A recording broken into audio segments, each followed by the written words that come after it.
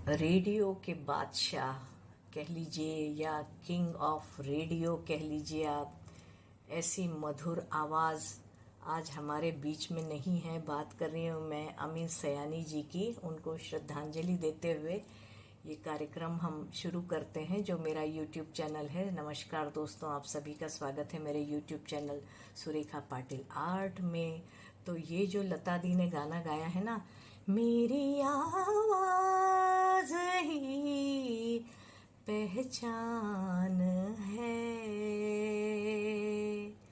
गर याद रहे। तो ये आवाज़ अमीन सयानी जी के ऊपर भी ये गाना बहुत फिट बैठता है, क्योंकि उनकी इतनी सुंदर मधुर आवाज़ को सुनने के लिए हर बुधवार को उस समय जो प्रोग्राम रहता था, मतलब हम बता दें 1952 में बिना का गीत माला शुरू हुआ था 1994 में, और जाना पहचाना घर घर में नाम बन गए थे अमीन सयानी जी। और इन्हीं की आवाज़ को सुनने के लिए हर बुधवार सड़कें ऐसी थोड़ी सी सन्नाटे में हो जाती थी, और बरबस हमारे जो कान हैं इसी आवाज़ को सुनने के लिए रेडियो के पास आ जाते थे, टेप रिकॉर्डर के पास आ जाते थे, या फिर सीडी प्लेयर में भी उस समय जो चलता था सुन लेते थे।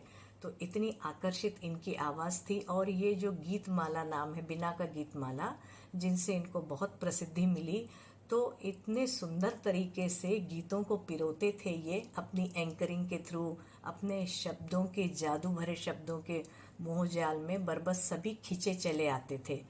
तो चलिए दोस्तों, थोड़ा सा इनका ये किस तरह से स्टार्ट करते थे, बोलते थे, एक हम भी थोड़ा सा बताएंगे आपको इसके अंदर। तो जैसे कि आहा हा, आपका प्यारा मधुर संगीत जाग उठा, और जाग उठी बचपन और जवानी की मधुर यादें।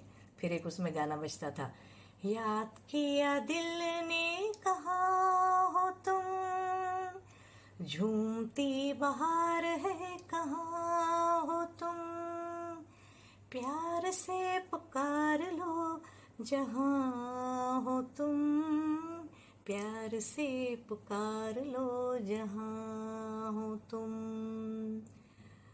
गीत माला की रसीली छाँव में, क्योंकि बहनों और भाइयों, हमारे फिल्मी गीत हमें अपने फिल्मी स्टारों से, सितारों से भी तो जोड़े रखते हैं।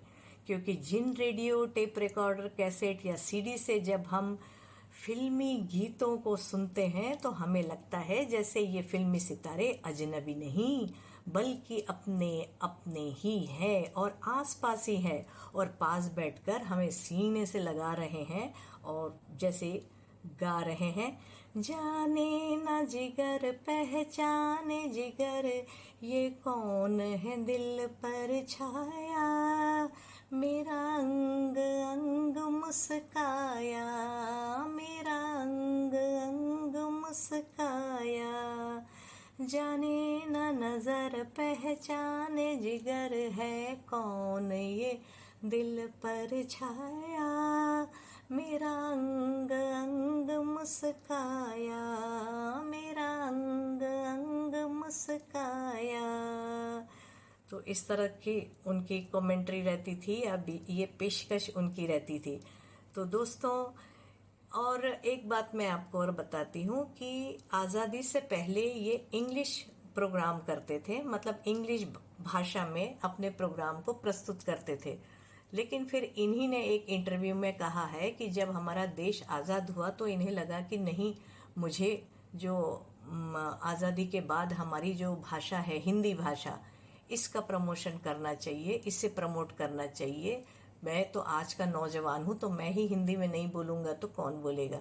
फिर इसलिए उन्होंने बाद के सारे प्रोग्राम फिर हिंदी में तय किए। तो उनकी इतनी सुंदर मदहोश कर देने वाली आवाज़ जितनी अंग्रेजी में अच्छी लगती थी, उससे कहीं ज़्यादा हिंदी में खूबसूरत बन पड़ी। और घर घर में, क्योंकि हिंदी के जानकार ज़्यादा लोग हैं, तो घर घर में पहचाने जाने लगे।